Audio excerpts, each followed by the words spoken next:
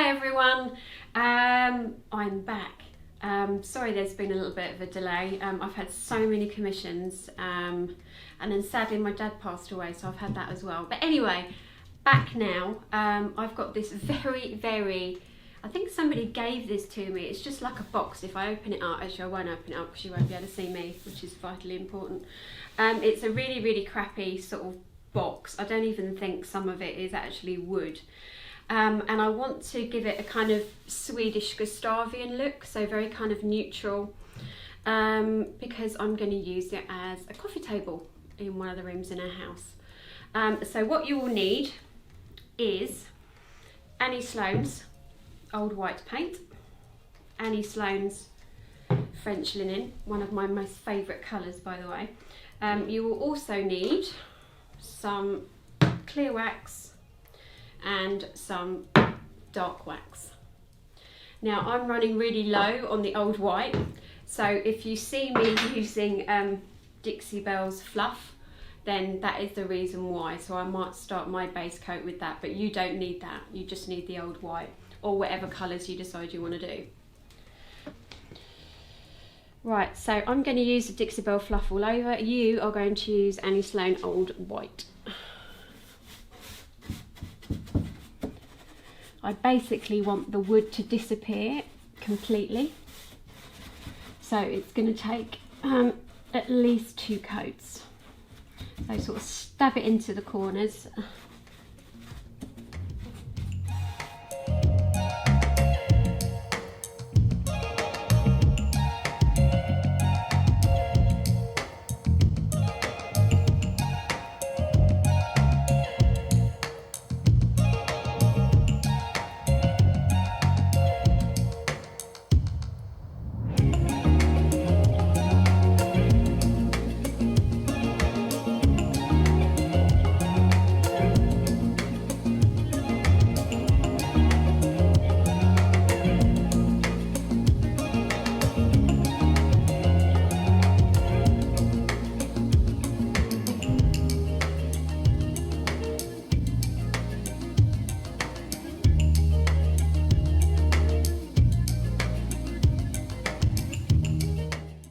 Right, this is the first coat of Dixie Belle's fluff or Annie Sloan old white, and I wanted to talk about tannins. I don't know if you can see here, I'm sure you probably can, but there's a yellowish tinge, and that is the tannins from the wood coming out, which is why you would always use a primer, especially if you're using white paint, or actually in fact if you're doing it professionally or want to do it professionally, use a primer. I use Zinzabin. Don't think you can put another coat on and it's going to hide it. It's going to continue to bleed through. So if you're doing it for a client, there is no way you would do that. So what you would do is sand this and put the Zinzabin primer on 2 thin coats and then carry on. But for this purpose, I don't really care because the French linen is quite a dark colour, so it's going over the top and it's for me. But just a word of warning, don't keep painting thinking you can paint it out because you won't be able to. Right, this has now had 2 coats of Dixie Belle fluff or old white in Annie Sloan if you've got that. And I don't know if you can see, maybe we can do a close-up shot, but the bleed through is still coming through. But as I said, not bothered because it's for me, and French linen is kind of a lovely taupey browny grey colour, and actually we're going to cover most of this, and because it's for me, if a bit of bleed through comes through, it will just kind of add to the look that I'm going for. So bit of a tip for you, this brush I actually used yesterday and I store it in a damp shop towel and then put it in a Ziploc bag and then put it in the fridge, and it just means you're not kind of washing brushes every 2 minutes. Now what we're going for is where this would be worn over time is we want to put less paint. If you're not confident with that, we can do it with a baby white, which I'll show you afterwards.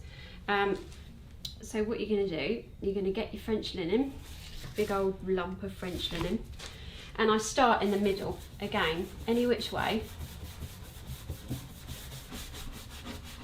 Now here, because these areas are recessed, they're not going to be distressed, because it doesn't make any sense as to how they would get wear over time. Okay, so you want to make sure that you cover. Oh, not enough paint.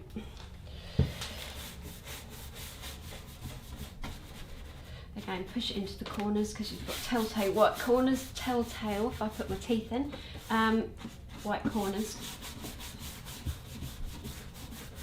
That's not going to look great.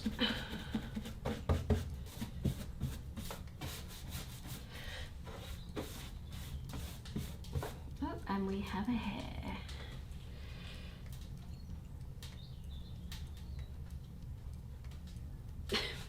Yay! Got it.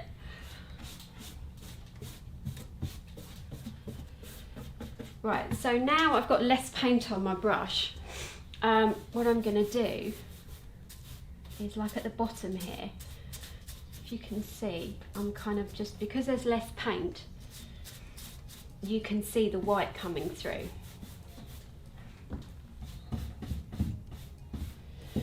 Can you see that? And it gives a nice and natural look, rather than, I'm not a fan of sandpaper. So this time I've got a little bit more paint. So there'd be wear across the top here. So again, if you can see that it's more transparent. So there is another way to do this if you're not confident in doing it. So don't worry if you've had to paint it all kind of solidly. It's not the end of the world at all. So hopefully you can kind of see that sort of coming together. Right, I'm now going to do here, because I want to wear some of the paint off my brush. So while you've got your loaded paintbrush, say start in the recessed areas so you can kind of wear some of it off.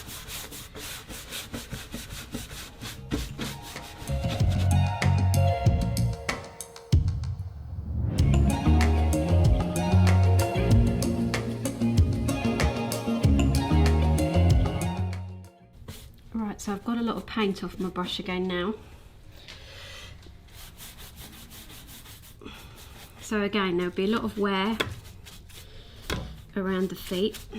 That's not helpful, is it?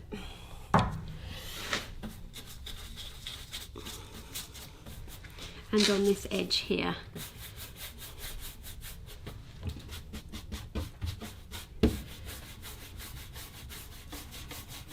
So I'm almost like dry brushing now.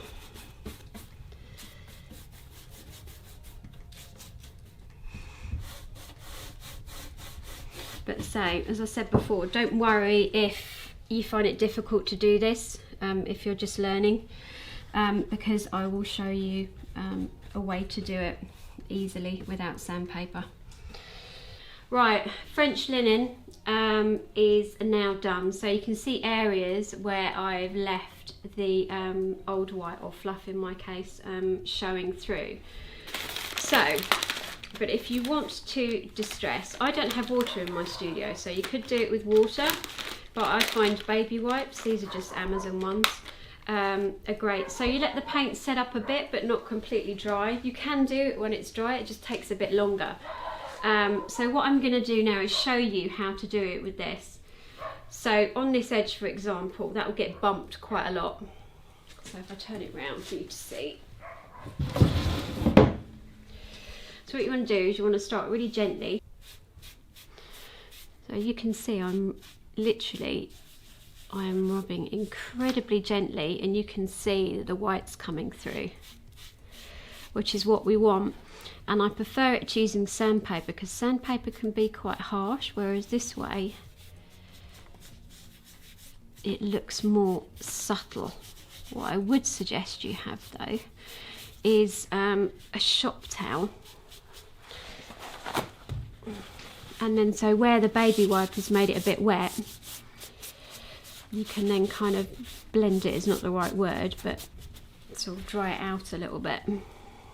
So up here again there'd be quite a lot. So just start gently. Once your baby wipe or sponge, if you're using water, is saturated, then obviously get another one.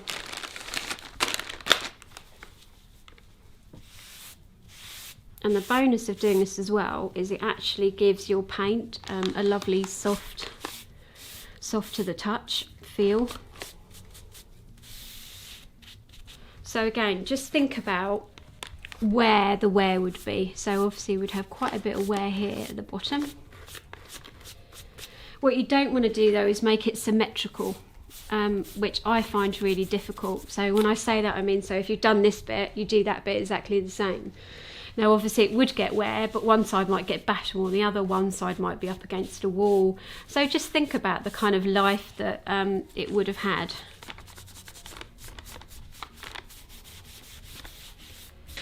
Right, so now I've done extra distressing with the baby wipe like I showed you, and now I'm going to do clear and dark wax.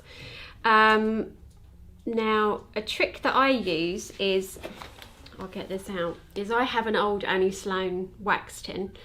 Obviously I've marked it clear and dark, so I mix up 50% effectively of clear wax and dark wax. So what this enables me to do is it allows me to give more movement, because you probably know if you put dark wax on without clear wax first, it's going to really stick, and it's very difficult to move it about. But this way you've got a bit more movement with it, but you don't have to do a full layer of clear wax either. And clear wax can also be used as an eraser, so you do think if it's like really thick in one area, you can use a clear wax and that will move it about a bit easier. But this is my top tip. So I've already got some in here, but I'll show you what I do. So what I'm doing now in my clear and dark wax tin is adding in similar amounts of clear wax and dark wax. Sorry about if you can hear a dog sounding like it's being strangled, it really isn't. I'm going to put a bit more clear in because there's a bit too much dark in that bit.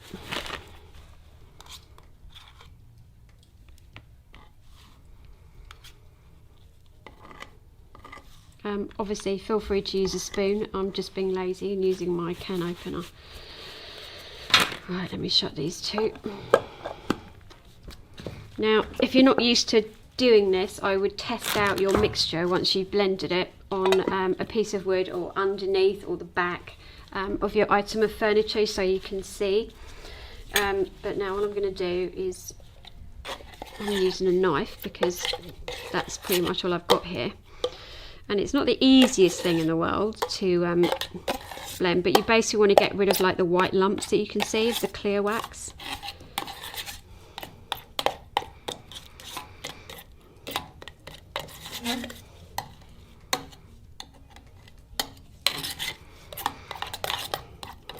So you can see it's starting to come together now. Nearly there. So definitely test it out if you haven't done this before, because some people prefer darker, some prefer lighter, and obviously you just change the ratios accordingly.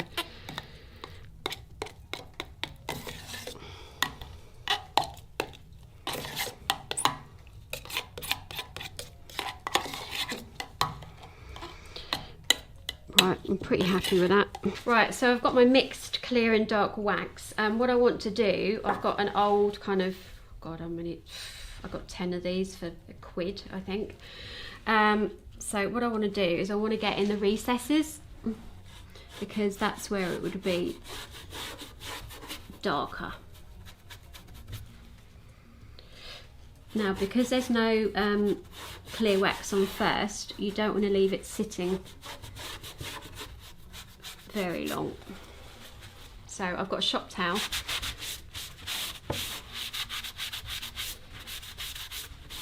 And I'm just rubbing it in. So I'm doing this first because it just makes it, well, it's just the way I like to do things. If you want to do it another way around, go for it. But I think we all have our little ways of doing things. Right, you can use a wax brush. I'm not, because this hasn't had time to set up overnight, and I find sometimes it can be a bit scratchy, so I've just got like a kitchen sponge and I've just cut it in half with a pair of scissors. And also it works quite well dipping in my can. So I know this looks absolutely terrifying, and don't panic.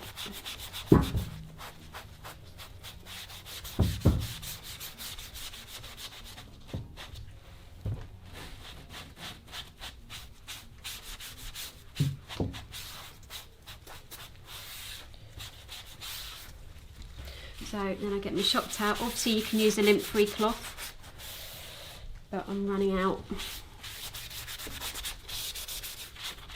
So you can see the difference that makes. Because I'm going for a kind of Gustavian look, obviously they didn't have electricity then, they'd have candles. So furniture would get very, very kind of dirty. So just don't go mad, you can always build it up. It's much easier to build it up than it is to take away. I'm just gonna get in my leg here.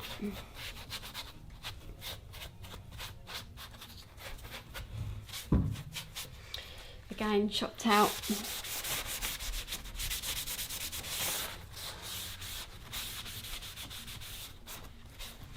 Well, I'm now going to do this middle section, so I'm going to take a bit more.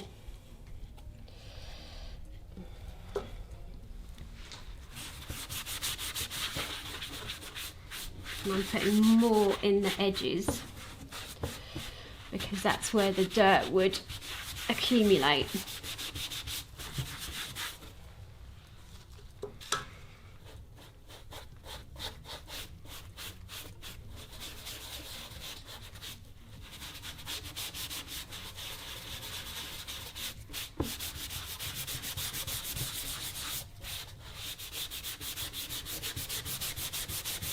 So I'm not trying to cover all of it. And then just get a clean shop towel.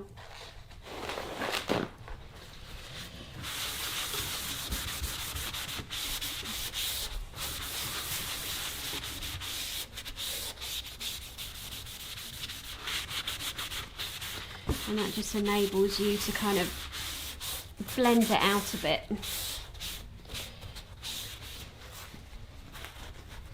And step back and take a look. It's a bit difficult for me here, but if you just keep stepping back, you can get a better idea of where you want it to be darker or if you've missed a bit, etc. Right, so this has now had the wax, the clear and dark white mix all over it. I normally buff the next day, but I don't want a massive sheen on this because Gustavian furniture is very, very matte. This is kind of a basic Gustavian look using chalk paint. And I think it's really important to get your sort of basic techniques right before you try and do kind of more adventurous stuff, because when I was learning loose term, I'd literally find videos on YouTube think, oh my god, that's amazing, I can do that. And I couldn't, and it looked ridiculous. So if you can, you're a better woman than me, but let's get the basics right first and then we'll move on. Anyway, if you've enjoyed this, please subscribe, turn on notifications, and I'll see you next time.